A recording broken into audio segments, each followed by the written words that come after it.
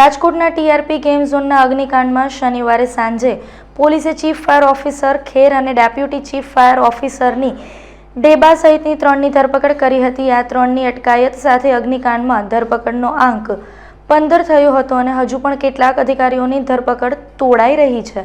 અગ્નિકાંડની તપાસ ચલાવી રહેલા એસપી ક્રાઇમ બીબી બસિયા સહિતની ટીમે રાજકોટ મહાનગરપાલિકાના chief fire officer Ileshwala Khera, deputy chief fire officer Bhikhajiva Dheba અને ગેમ ઝોનમાં વેલ્ડિંગનો કોન્ટ્રાક્ટ રાખનાર મહેશ અમૃત રાઠોડની ધરપકડ કરી હતી।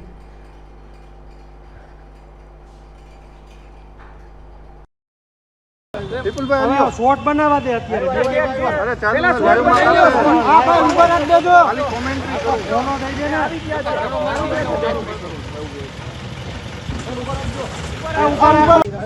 આલ્યો વિપુલભાઈ આલ્યો શોર્ટ બનાવવા દે અત્યારે અરે ચાલો આ ભાઈ ઉપર રાખ દેજો ખાલી કોમેન્ટ્રી કરો।